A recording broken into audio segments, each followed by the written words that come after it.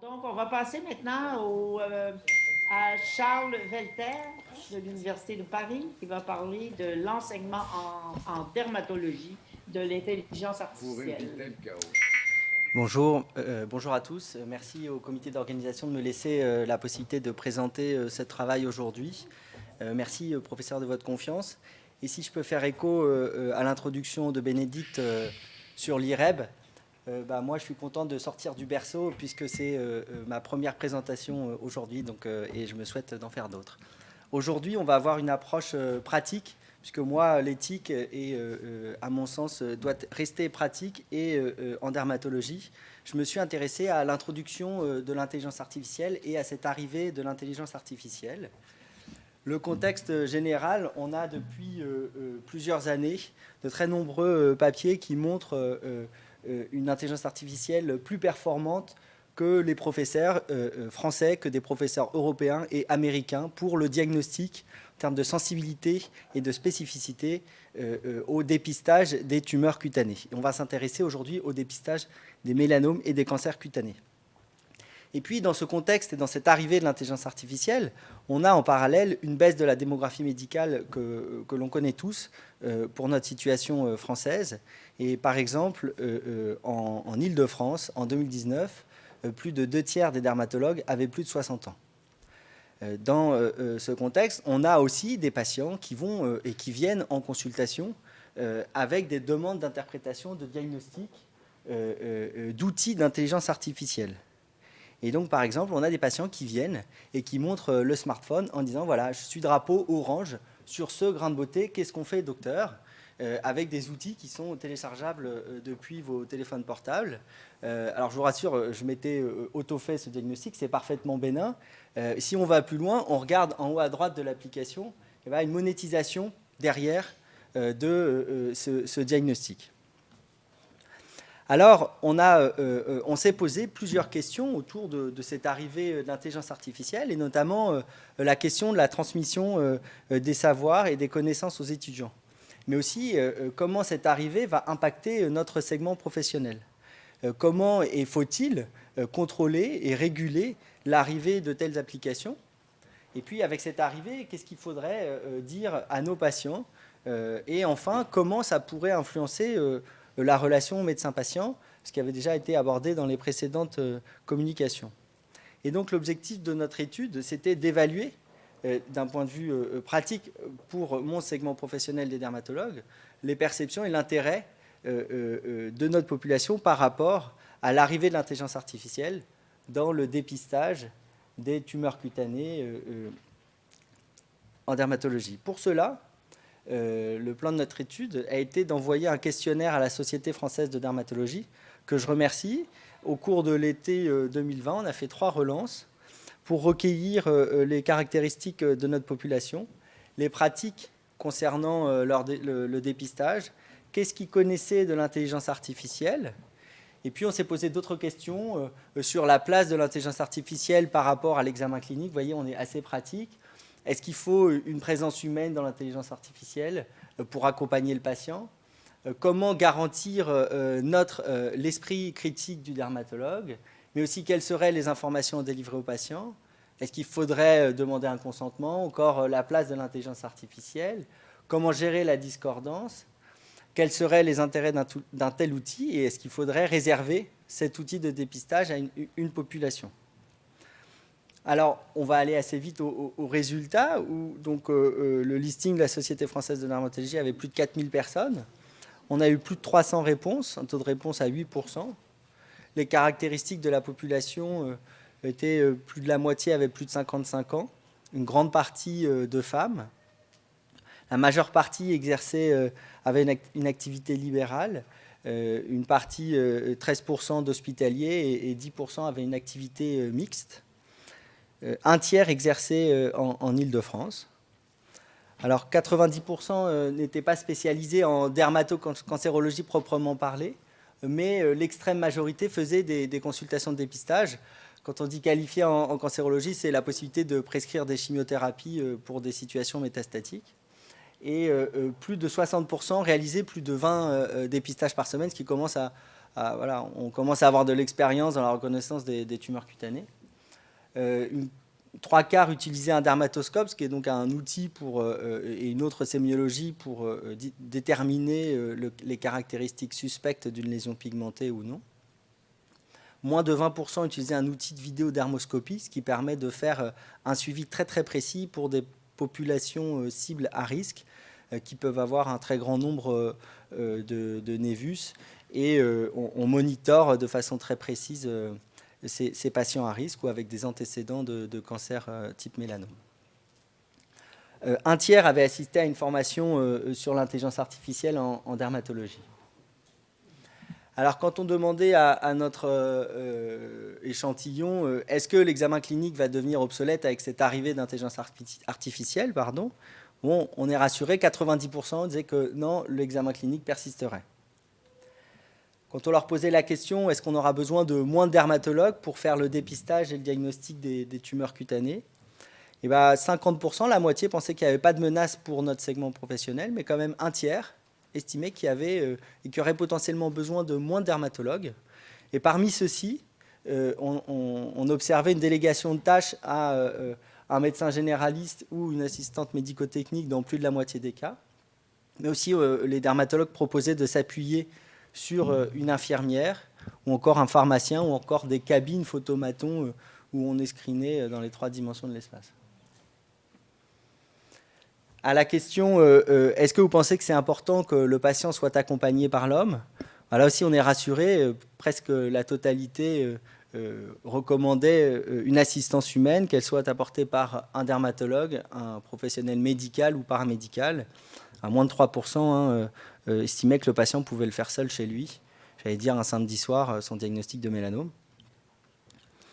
Quand on leur demandait la question de la formation, par rapport à ces résultats, à l'extrême majorité disait qu'il n'y avait pas besoin de formation et que ça pouvait s'acquérir par la pratique et l'exercice clinique et l'expérience clinique dans 83% des cas, mais aussi dans 2 tiers des cas par des retours d'expérience et des groupes de discussion, et moins de 38% proposaient un enseignement continu obligatoire.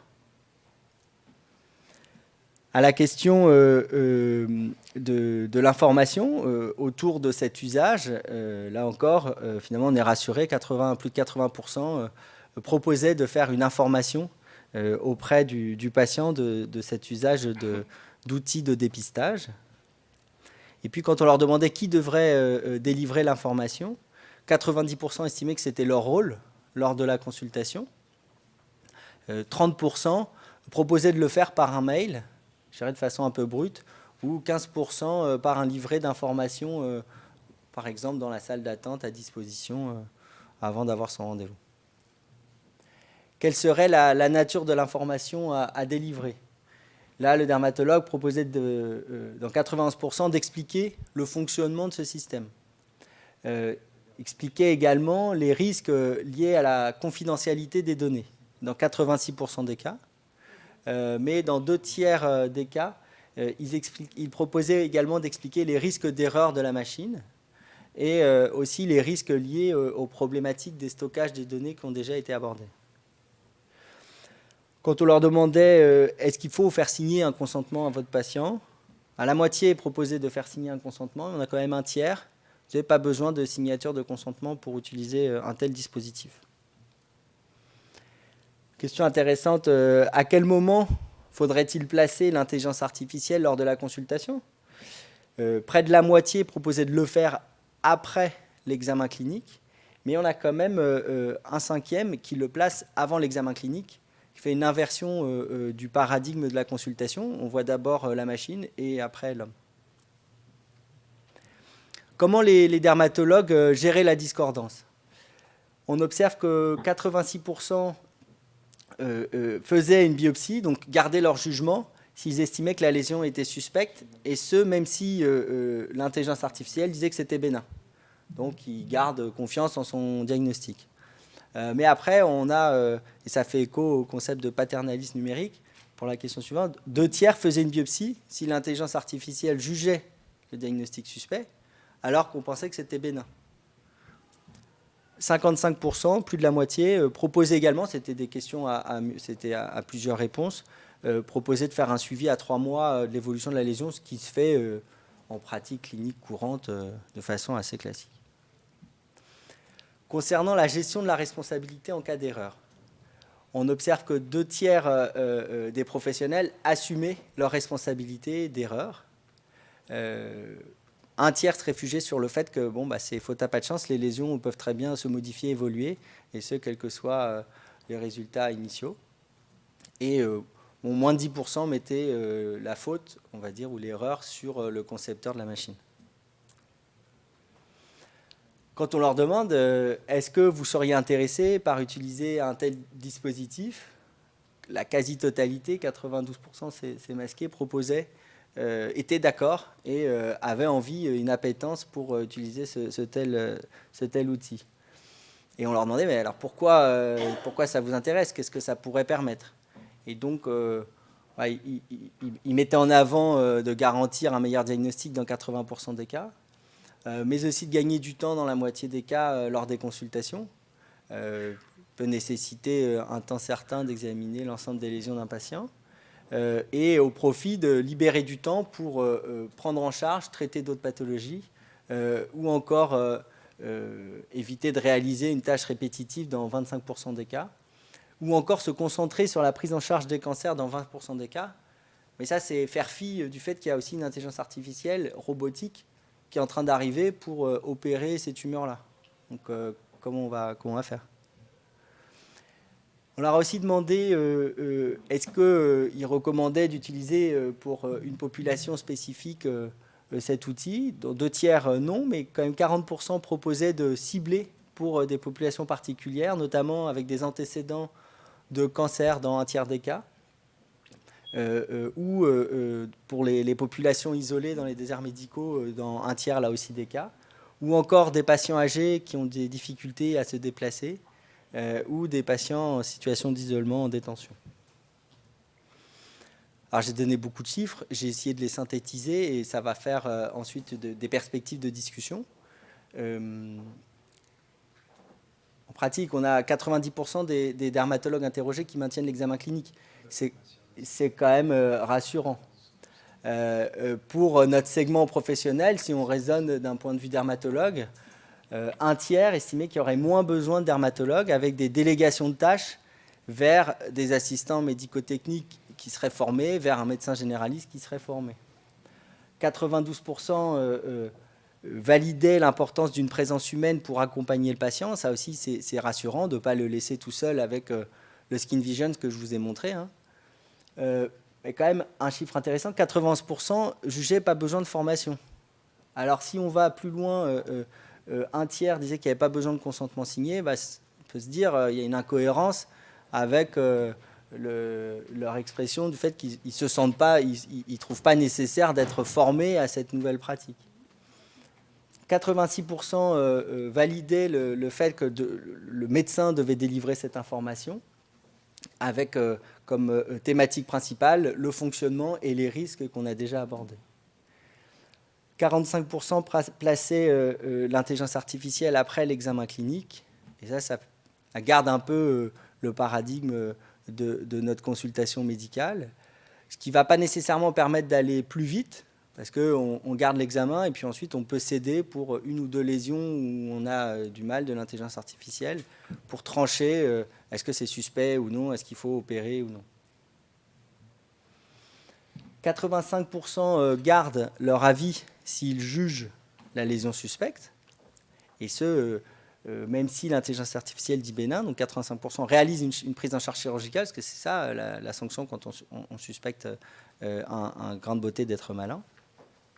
Et 2 tiers faisaient une biopsie si l'intelligence artificielle jugeait que c'était suspect. Et donc ça, c'est le paternalisme de l'intelligence artificielle qui s'exprime ici. La grande partie assumait la responsabilité en cas d'erreur et en cas de problématique diagnostique. Et ce qui est aussi intéressant, c'est qu'une grande partie, 92%, la quasi-totalité, était prête à cette arrivée d'intelligence artificielle, notamment pour améliorer le diagnostic, mais aussi gagner du temps. Et ça, sans nécessairement cibler une population dans 2 tiers des cas. Alors, pour ouvrir un peu la discussion, on a quelques études récentes qui montrent, on a dit du bien de l'intelligence artificielle, ça fait mieux que les professeurs en dermatologie. Il y a même une étude réalisée par un professeur européen sur la dermoscopie qui montrait que même le professeur européen qui avait mis les images dans l'étude pour comparer professeur versus intelligence artificielle, donc qui connaissait les diagnostics à la base, même ce professeur-là, il faisait moins bien que l'intelligence artificielle. Et une fois qu'on a dit ça, c'est dans des conditions qui sont extrêmement normées. Dès qu'on vient dans la vraie vie, avec un éclairage différent, avec une règle, avec un marquage, avec une population qui n'est pas nécessairement la même, les études montrent que, compte tenu de cet ensemble de biais, l'intelligence artificielle, elle ne va pas nécessairement dépasser les compétences diagnostiques du dermatologue. Ça, c'est intéressant. Et puis, il y a une autre étude qui montre que finalement, il ne faut pas utiliser seul l'intelligence artificielle ou seul le médecin, mais on a une supériorité de cette combinaison médecin-intelligence artificielle. Et puis, pour conclure, ce qui m'a, moi, un peu perturbé, vous allez comprendre en tant que dermatologue, c'est cette étude de début 2021 du New England, et qui a parlé d'épidémie de mélanome. Et en fait, ce que cette étude montre, c'est que sur ces 20 à 30 dernières années, on a une incidence des mélanomes qui est en flèche. Et donc, quand on fait du dépistage, on s'attend à ce que si on découvre plus de cancers, à un stade précoce, on ait une diminution de la mortalité. Et en fait, la mortalité, elle est parfaitement stable, elle ne baisse pas. Et donc, il qualifie d'épidémie de mélanome ce que notre segment professionnel est en train de créer avec toute la morbidité associée à ces surdiagnostics, on peut qualifier comme ça, puisqu'on n'a pas de chute de la mortalité dernière. Et finalement, un des points de questionnement là, c'est dans quelle mesure cette intelligence artificielle, si elle fait mieux que nous pour dépister des tumeurs, elle ne va pas contribuer et aggraver cette épidémie de mélanome. Voilà, je vous remercie de votre attention. Merci beaucoup. Donc, nous avons fini, contrairement à ce à quoi je m'attendais, pile à l'heure qui était prévue dans le programme. Donc, il nous reste un petit 15 minutes. Et si Christian ne s'objecte pas, on pourrait avoir une ou deux questions qui vont continuer à nous lancer sur la réflexion. Moi, j'en aurais une avant que Christian me dise. Pourquoi je me vexerais? Au contraire, non, c'est fait pour, c'est marqué. Oui, je sais, mais c'est en faisant le programme, on s'est inquiété du temps et tout, mais les gens étaient merveilleux, ils ont respecté le temps, c'était super intéressant. Et j'aimerais, moi, revenir à Michel Bergeron. Est-ce que Michel est toujours là? Michel est là. Oui, oui. Et Antoine Boudreau. Après tout ce que vous avez entendu, j'aimerais savoir, pour reprendre l'expression d'Olivier, est-ce qu'on étire trop l'élastique ou pas assez, ou est-ce qu'on doit continuer à l'étirer? Quelles seraient vos réflexions versus Potter, la théorie de Potter sur la largeur de la bioéthique? Laissez-les Antoine pour commencer. Mon Dieu. Je pense qu'il y a deux élastiques qu'on est en train de parler en même temps. Donc, il y a un élastique notamment qui est vraiment présent dans la pensée de Potter, qui est l'élastique sur le monde biologique. Donc, on ne pourra jamais assez bien étirer l'élastique dans le sens que tout ce monde-là est hyper interconnecté. Donc, quand je parle du monde biologique, je parle des animaux, donc de l'ensemble de l'écosystème avec l'être humain, mais aussi donc nos différentes technologies qui sont utilisées pour un bien quelconque, mais qui peuvent devenir un polluant. Tout ça est hyper interconnecté. L'autre élastique qu'on est en train de tirer, je pense, c'est en fait au niveau du monde qu'on est en train de créer avec l'intelligence artificielle. Donc, ça peut devenir, de même manière que pour les polluants, ça peut devenir un bienfait comme un méfait. Et donc, est-ce que l'intelligence artificielle en tant que telle peut être utilisée pour améliorer le pont, l'interconnexion entre les différents éléments du monde empirique, du monde réel? Je pense que oui. Est-ce qu'il y a une dérive possible si on étire l'élastique et on déresponsabilise les gens qui utilisent cette intelligence artificielle-là? Clairement, là, on en arriverait à étirer trop l'élastique. Donc, pour répondre clairement à la question, donc, est-ce que là, en ce moment, on est en train d'étirer trop l'élastique? Je pense qu'on est au début. On voit les possibles. Fait qu'on ne l'étire pas trop, mais potentiellement, effectivement, si on prend les mauvais choix en cours de route, on pourrait étirer trop l'élastique par rapport à l'intelligence artificielle, selon moi. Merci. Est-ce qu'il y a un autre commentaire ou une autre question? Michel, Oui, ajouter? peut-être ajouter brièvement. Je reviens à la question que je posais en conclusion du technosolutionnisme et de l'anthropocentrisme. Je pense que oui, effectivement, l'intelligence artificielle permet des avancées, mais aussi elle peut permettre d'étirer l'élastique, comme disait Antoine, jusqu'à un certain point. Moi, j'essaie juste de comprendre, entre autres, comment l'intelligence artificielle prend en compte tout ce qui est élément de fracture numérique. Puis la fracture numérique, on peut penser au niveau des populations, mais on peut penser aussi au niveau des environnements. Parce que les environnements n'ont pas la même conception. Par exemple, je vais prendre un exemple au Québec. Si je suis en milieu vraiment caucasien à Montréal, ou si je suis sur une réserve autochtone. Donc, les perceptions vont être différentes, alors qu'il pourrait y avoir, si on prend la perspective de Potter, des boucles de rétroaction qui permettent, à partir de cette fracture-là, de réfléchir à des bénéfices, mais aussi à des risques possibles, parce qu'il y a tout un vécu qui est là et qui est présent. Oui, je vois que M. Renvika, c'est toujours là. Est-ce que vous qui avez fait une présentation très intéressante ce matin, avez-vous un commentaire à faire sur ce que vous avez entendu? Oui, j'ai un commentaire à faire, Rapide, là. mais il est difficile. Moi, j'ai un malaise parce que j'ai l'impression qu'on n'attrape pas le fil à son début et que donc on raisonne comme si, je dirais, le présent ne contient pas le passé. On le raisonne comme présent, alors qu'il contient le passé et toutes les erreurs. Quand on parle de pollution, c'est un exemple. Et on survalorise notre capacité à prévoir l'avenir. Et de ce fait, on n'applique pas, j'ai l'impression qu'on n'applique pas le bon prisme ou les bonnes lunettes. Et si j'avais, je dirais le début d'une inspiration, je le dirais. Mais j'ai l'impression, si vous voulez, que l'éthique est devenue comme une nouvelle forme d'intelligence, pas d'intelligence, de réflexion. On n'arrive pas à se détacher de la raison. Et donc l'éthique est quelque chose de plus profond que l'on doit ressentir en soi. C'est des choses qu'on se répète une fois. Pour vous donner un exemple, comment on fait pour abandonner le terme d'homme? Chaque fois qu'on se dit, que je dis au lieu d'humain, je dis homme, je me donne virtuellement un coup pour me rappeler qu'il faut que je change complètement cet aspect-là. La deuxième, mais vous savez, c'est ça, hein, c'est ce qu'on devine chez Aristote pour l'acquisition des vertus, c'est un entraînement du corps, donc il faut l'appliquer. Mais ma deuxième difficulté, elle est vraiment avec le fait que... Oui, je suis désolé, je digresse, c'est mon problème. C'est que tout ramène l'individu à lui-même. Et on a l'impression que la société, ça n'existe pas. Le savoir est un savoir partagé. Aucun de nous ne peut disposer de tout le savoir. Et donc, comment faire pour revenir sur les fondamentaux de ce qui fait société, de ce qui nous unit, du fait que nous sommes sur la même terre. Et on parlera du vivant dans ce prolongement. J'ai l'impression qu'on atomise complètement la société et que le numérique participe à ça.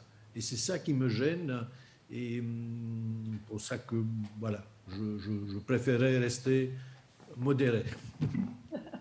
Merci, c'est intéressant. Michel, j'aimerais embrayer là-dessus parce que je crois que c'est tout à fait fondamental. Moi, je me posais une question. On parle de Potter depuis que c'était un anniversaire. Eh bien, avant, Ange Jonas travaillait et montrait tout à fait que ce pont qui a été montré par Antoine était absolument nécessaire entre les sciences de l'esprit et les sciences de la vie. Et il faisait référence à Heidegger, et en particulier dans un de ses écrits qui s'appelle L'éthique du futur, où justement il y a cette prise en compte dont parle Yorgos, c'est-à-dire de l'être à la façon, bien entendu, de Heidegger et des étangs, et avec une recherche qui est une recherche poussée, je dirais même, métaphysique. Je n'ai pas dit religieuse, métaphysique. Et la question qu'on peut se poser, est-ce qu'on n'a pas abandonné là, en oubliant un peu en Jonas, qui, je rappelle, avait commencé sa carrière en étudiant la gnose qui est une dérive métaphysique de la conception que l'on ne peut avoir justement du corps, de l'âme et de l'esprit.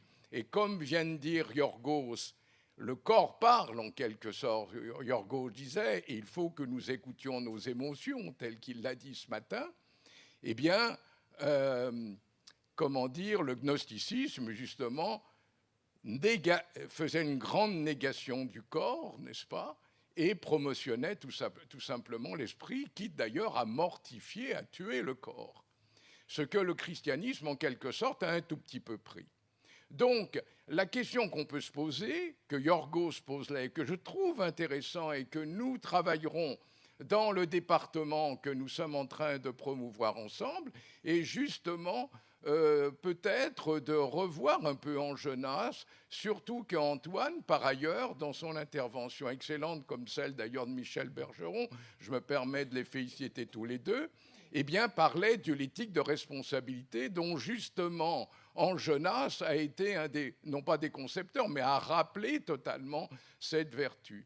Voilà ce que je voulais dire, en tout cas c'était excellent. Excuse-moi, Michel. Écoute, super, c'est très bien. Moi, j'adore la responsabilité que j'avais mis dans mon modèle de ma thèse de doctorat sur le bien commun. Et très souvent, on ne le met pas dans les principes. On met toutes sortes de choses. Mais il faut revenir à cela. Et là, moi, je trouve que c'est extrêmement important. L'individuel, le collectif, ça a été dit. Ben oui. Ben oui, puis on voit beaucoup, souvent, ben oui, mais là, on ne peut pas dire aux gens qui sont responsables parce qu'ils vont être offensés au début du matin. Mais moi, je trouve que c'est extrêmement important. Je militerai pour que nous inventions une traduction parlante du terme anglais d'accountability. Oui, imputabilité. Voilà. Et plutôt que la responsabilité qui a toutes sortes de Imputabilité, rendre des comptes. Non, mais rendre des comptes, voilà. Il faut trouver un nom pour rendre des comptes. Je suis d'accord encore avec toi, mais ça commence à devenir trouble. Mais bon, est-ce qu'il y a, on aurait peut-être, s'il y a une autre question rapide, là, des gens qui sont encore là, je ne sais pas. Il y a une question ici de M. Pavageau qui est industriel. OK, allons-y. On peut peut-être écouter les questions, s'il vous plaît. Il est où, M. Pavageau, là? Je ne vois pas. Ma question va être très brève, plus vers madame et vers les avocats. Je représente la Commission européenne. Donc j'ai entendu effectivement les commentaires sur le fait que la Commission européenne est lourde, lente, produit des tonnes de textes, etc., etc. Je voudrais quand même vous donner une information et de première source. En ce qui concerne l'intelligence artificielle, depuis juin dernier, sur un budget qui est de l'ordre de 95,5 milliards d'euros. Les instructions que nous avons de la Commission et du Parlement européen est de tenir compte des textes européens qui sont en cours de publication. Et nous le faisons. L'information qui date d'il y a 15 jours, c'est que nous avons eu à évaluer un dossier qui impliquait les GAFAM et sur ce que vous avez appelé le cybercolonialisme. J'ai adoré ce terme. Je vous signale que la Commission européenne a décidé de donner un avis défavorable à ce dossier. Et ça, c'est nouveau, je crois. C'était une précision. Une question, par ailleurs. Michel a demandé. Voilà. Monsieur, vous vous présentez d'abord. Oui, bonjour, Didier Vino, je suis professeur à l'Université de Lyon et directeur de la chaire de recherche valeurs du soin. Bonjour, Didier. Bonjour, Michel. J'avais peut-être moi, je suis plutôt issu des sciences sociales, sociologie, théorie des organisations, et je suis ancré dans l'accompagnement auprès des cliniciens, des hommes et des femmes de terrain, et en particulier des chirurgiens. Et le retour que j'ai dans les observations et l'accompagnement, c'est que ceux qui utilisent majoritairement l'intelligence artificielle aujourd'hui en sont des promoteurs. des partisans très fervents. C'est-à-dire que si on analyse l'argumentation qui est mise en avant par eux, la réglementation, c'est un ensemble de contraintes épouvantables. Autrement dit, les analyses que l'on peut proposer, qu'on peut avoir dans ces types de journées, il faut qu'elles puissent aussi infuser au niveau des représentations des praticiens. Et pas des praticiens en général, mais de ceux qui sont justement porteurs de ce qu'ils considèrent comme des innovations technologiques. Exactement. Et du coup,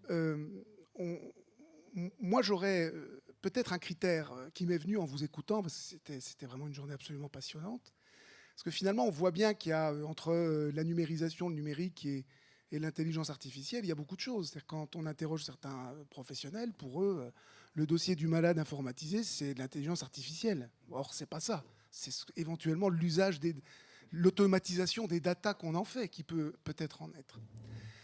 Donc, moi, s'il y avait peut-être un critère qui pourrait être interrogé justement par une réflexion éthique, ça serait, je vous le suggère, ça serait la question de l'automatisation des artefacts et des classifications. C'est-à-dire qu'à partir du moment où finalement les dispositifs qui sont mis en place, les mécanismes, les routines qui sont mises en place échappent à l'entendement humain, tombent dans une forme d'automatisme qui échappe à l'homme, là, à l'être humain, là, à ce moment-là, il y a effectivement danger. J'ai un chirurgien viscéral qui me dit, extrêmement pointu dans le domaine, et qui me dit, vous comprenez, moi, quand j'utilise l'intelligence artificielle et des formes de robotisation qui me préparent en gros mes interventions, eh ben, il y a des fois, je débranche, parce que j'ai envie de rester libre. Mais ça se passe aujourd'hui, ça. C'est-à-dire que lui, il a cette conscience humaine qui fait qu'il s'autorise à dépasser le conseil de la machine ou la préconisation de la machine, mais qui est capable, d'un point de vue général, de le faire si justement cette personne, ce professionnel de soins, n'est pas équipé par des concepts issus des sciences humaines tels que vous les avez évoqués ce matin. Alors du coup, moi, aujourd'hui, je dirais que c'est peut-être pas tellement l'intelligence artificielle qui m'inquiète, et on voit qu'elle est bordée. Ce qui pourrait m'inquiéter, ça serait plutôt un glissement vers une pseudo-conscience artificielle. Mais là, c'est un autre sujet. Est-ce que vous me suivriez si je vous disais que la différence qu'il y a une étude, et là je pose la question aussi à notre ami dermatologue, cancérologue, la grosse différence pour ce chirurgien qu'il a, c'est que d'un côté, il y a une machine qui, de manière très froide, va être amenée à analyser des données qui ont été réduites à un moment pour exister, bien entendu, stockées, tout ce que l'on veut, etc. En plus par d'autres qui n'avaient pas exactement, qui n'avaient pas la même culture, etc. Et lui-même, la différence avec lui-même en tant que corps, déjà en tant que corps, le corps parle. C'est ce que nous disent la plupart, vous faites les sciences humaines et sociales, le corps parle. C'est d'ailleurs ce qui fait que les personnes qui ont des difficultés trachéales et qu'on va opérer, et le corps parle en quelque sorte.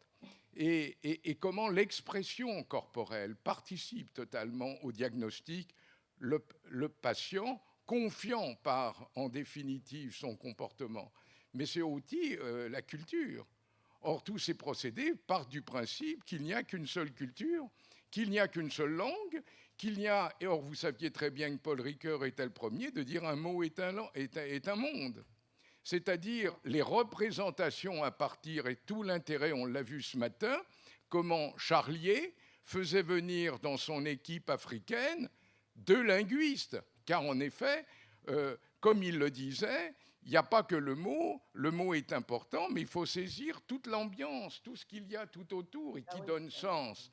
Et je crois que là, c'est peut-être ça le problème, qu'il faut que nous conscientisons au grand maximum, c'est cette délégation à l'outil. Et ce que j'aimais bien dans le travail que nous faisait notre dermatologue, là, Charles, c'est qu'en fait, ça pouvait être éventuellement, secondairement, un argument supplémentaire. Mais le mettre en effet avant, c'est risquer très rapidement après de ne plus avoir cet examen clinique, de ne pas avoir cette écoute que théoriquement on doit appeler normalement vis-à-vis d'un professionnel de santé. Est-ce que vous me suivriez là-dessus ? Juste en 10 secondes, tout à fait. Le danger. On a commencé les REP qu'on dit qu'il faut travailler aussi avec les sciences sociales, etc. C'est le danger de l'uniformisation, en fait, d'une uniformisation tacite. Bon, ben, je crois qu'on va, je sais pas, Christian, nous allons arrêter là, je pense. Hein? Il n'y a plus de questions. En tout cas, est-ce qu'on peut... Il y a plein de questions, mais on va continuer demain, parce que là, on est passé d'une... D'accord. En tout cas, moi, je tiens... Et demain, on est dans les applications. Donc, superbe. Mais c'était une transition. Il n'empêche que moi, je tiens à féliciter tous les amis québécois. Super. Toi en premier, bien sûr, mais tous les intervenants, parce qu'ils animent en quelque sorte. Et comme j'étais en train de parler qu'il y a quand même bien qu'on dise qu'on soit cousins, nous sommes dans des sociétés globalement différentes. Et les mots ne représentent pas obligatoirement les mêmes choses, et nos habitudes, notre histoire sont quelque peu un peu différentes, même si on a des choses communes. Mais qu'est-ce que c'est enrichissant, c'est extraordinaire. Moi, en tout cas, bravo, Michel. D'abord, premièrement, j'étais très inquiète pour le nombre de personnes qu'on avait, mais les gens ont vraiment fait un job fantastique. Mais il est bien fait, ce programme. Alors, on reprendra ce que disait Bévière. On a le chaos de la bioéthique. On pourrait on va l'appeler comme ça, le Dalloz. Le chaos de la bioéthique. Et alors maintenant, demain, on essaiera de voir quel est l'ordo. Ordo ad chaos. C'est-à-dire comment va sourdre, en définitive, du chaos cet ordre que nous attendons et qui est un ordre, en fait, d'une pure réflexion qui va nous dégager de cette confusion mentale qui est la nôtre actuellement. Je sais pas. J'aime bien le chaos, moi. Ça nous pousse. Oui, mais c'est pas mal d'en sortir quand même. Allez, bonne soirée à tous. Alors, bonne soirée. Merci beaucoup. Bravo, bravo. Parfait. Et puis, voilà, à demain. À demain tous.